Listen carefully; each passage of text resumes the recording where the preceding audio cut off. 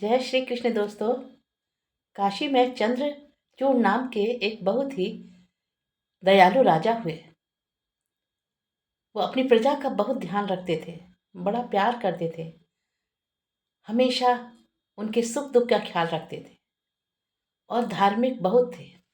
भगवान भोलेनाथ के भक्त थे, परंतु उनके कोई अपनी संतान नहीं थी।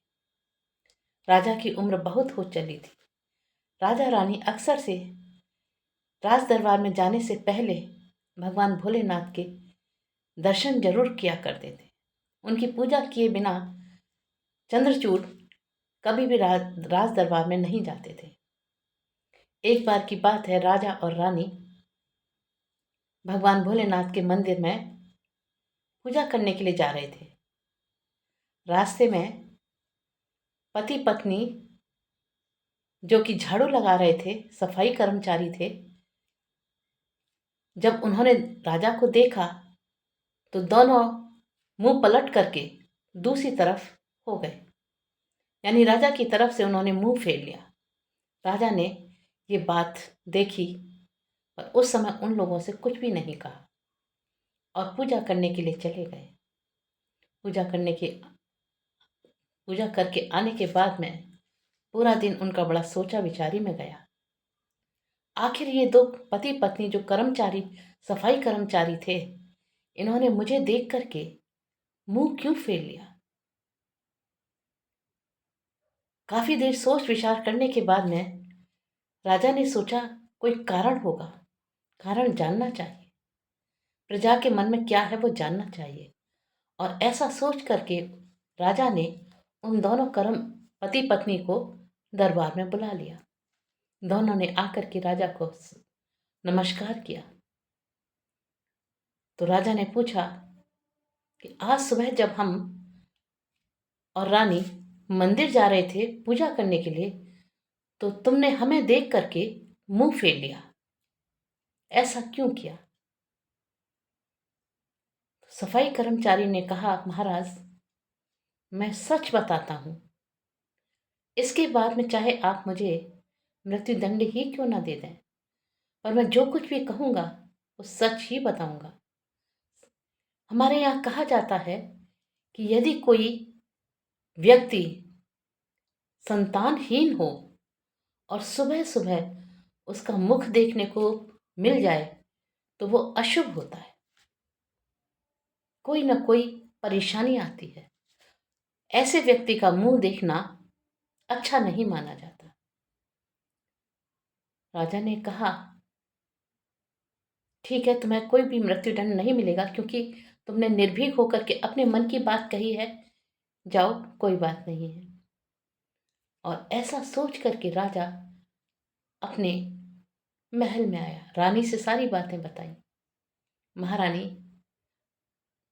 आज जो दो सफाई कर्मचारी थे उन्होंने मुझे ऐसा कहा कि हम संतानहीन हैं तो हमारा मुख देखने का किसी को शुभ नहीं होगा। रानी बोली, महाराज परेशान न होइए, सबको विधाता ही सुख नहीं देता है। लेकिन राजा ने कहा, मुझे भोलेनाथ पर पूरा विश्वास है। आज तक मैंने भोलेनाथ से कुछ नहीं मांगा, आज मैं कुछ ना कुछ अपने लिए नहीं सही, अपनी प्रजा के लिए संतान मांगना चाहता हूं। और ये कह करके राजा भोलेनाथ के मंदिर में गए। सारी रात भगवान भोलेनाथ से चिपट चिपट कर रोते रहे, उनके शिवलिंग पर आंसू बहाते रहे।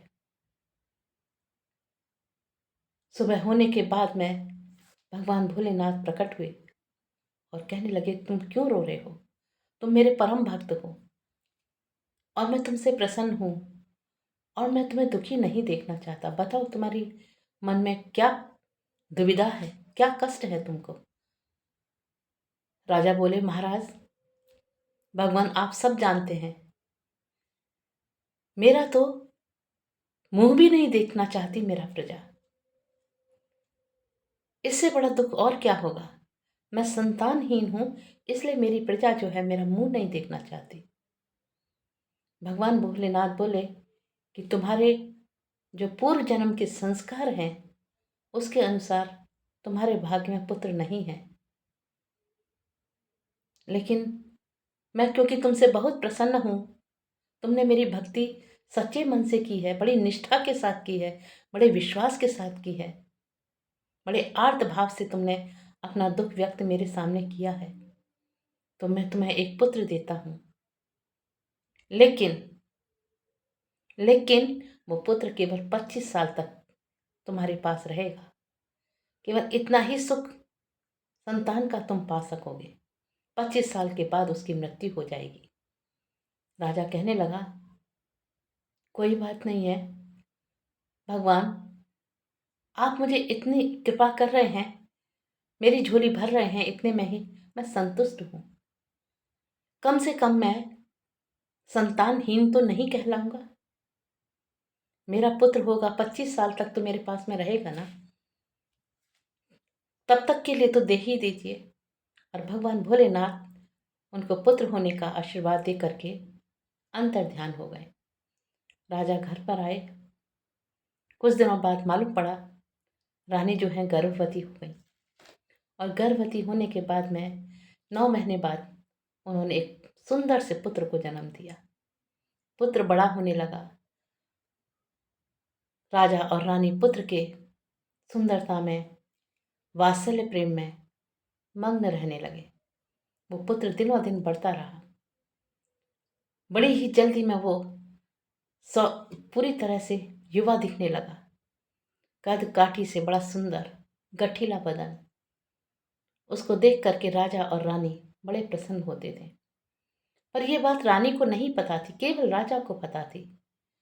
और जब उसका पुत्र जो है 20-22 साल का हुआ, तो उसे याद आने लगी कि ओहो, अब मेरा पुत्र जो है 25 साल होने का जो समय दिया है उसको पूरा करने जा रहा है। मुझसे मेरा पुत्र जो है हमेशा हमेशा के लिए अलग हो जाएगा। तो वो दुखी रहने लगे।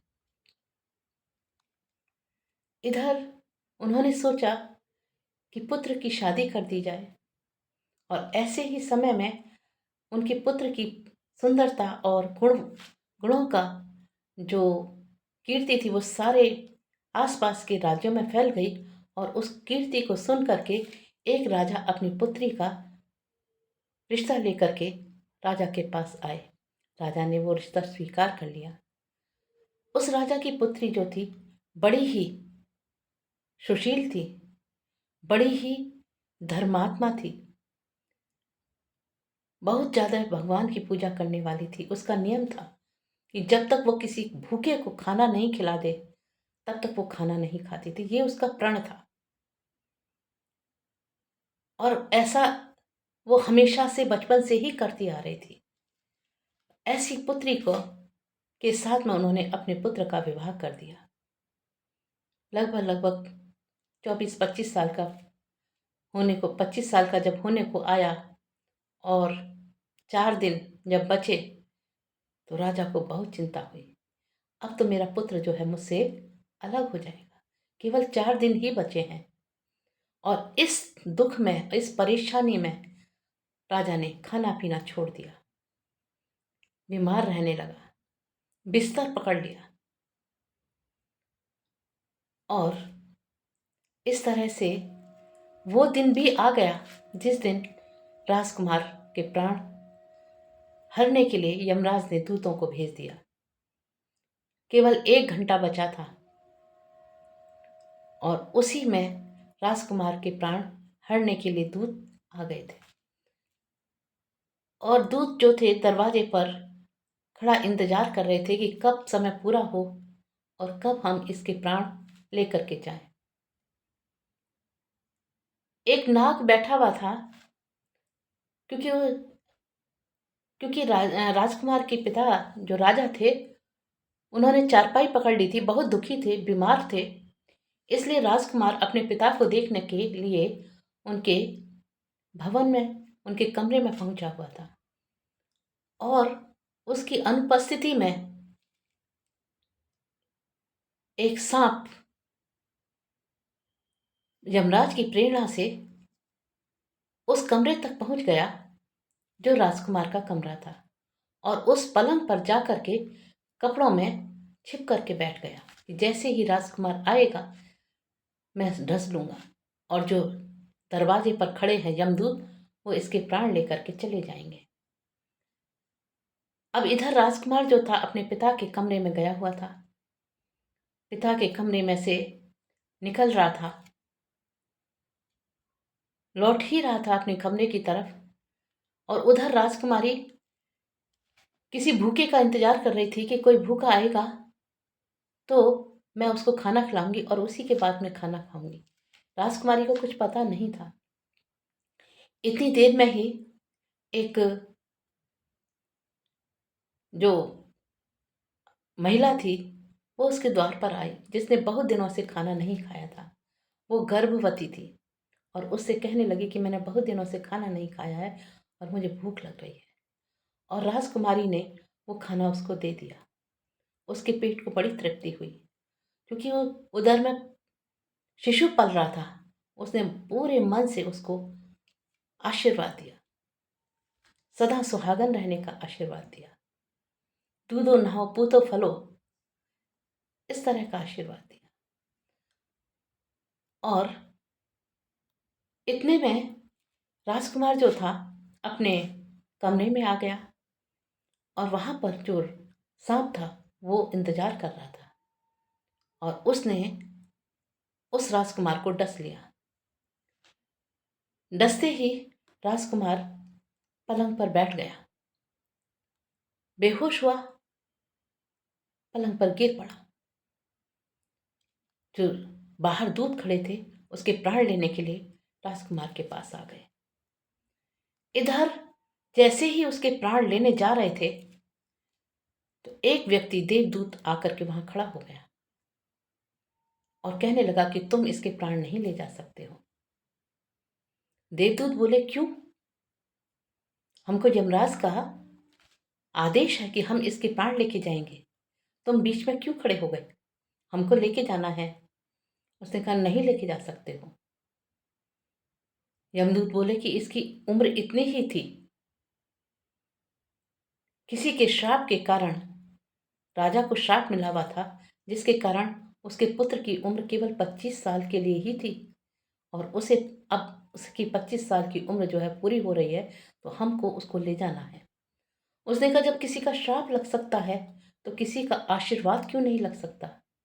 अभी इसकी पत्नी ने किसी को भूखे को भोजन कराया है और उसने आशीर्वाद दिया है सदा सुहागन रहने का, और वो आशीर्वाद भगवान तक पहुंचा है, और भगवान ने मुझे उस आशीर्वाद के कारण ही मुझे यहाँ भेजा है कि मैं उसकी रक्षा करूं। तुम इसको नहीं ले जा सकते, इसके प्राण नहीं हर सकते हो। यमराज और उन दोनों के बीच में बहस होने लगी, और देवदूत ने उस राजकुमार के प्राण नहीं ले जाने दिए। जब यमराज के दूत यमराज के पास गए और सारी बात बताई क्यों वहां से हम उस राजकुमार के प्राण नहीं ला सके हैं, तो यमराज ने पूछा क्यों नहीं ला सकते। यमराज को खुद आना पड़ा। वहां पर देखा कि देवदूत से उनकी बहस हुई।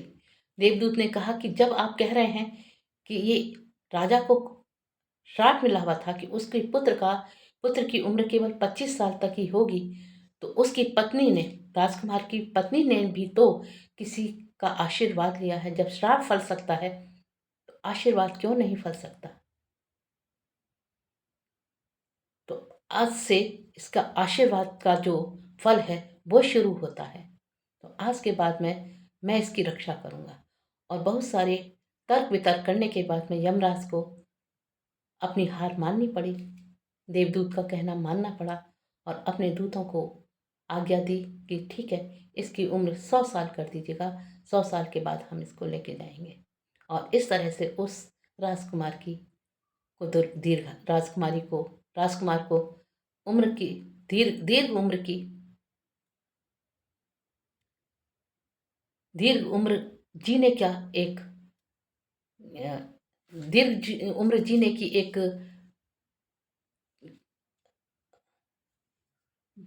तोहफा मिला, भेंट मिली। वरदान मिला और इस तरह से वो राजकुमारी और राजकुमार बहुत लंबे समय तक पति पत्नी के रूप में जीवन जीते रहे। Thank you. मेरी आज की कहानी यहीं समाप्त होती है। आपको कहानी कैसी लगी प्लीज़ कमेंट करके मुझे ज़रूर बताइएगा। Thank you. और यदि चैनल सब्सक्राइब कर दिया है तो बहुत बहुत धन्यवाद, और यदि सब्सक्राइब नहीं किया है तो प्लीज़ सब्सक्राइब कर दीजिएगा। Thank you.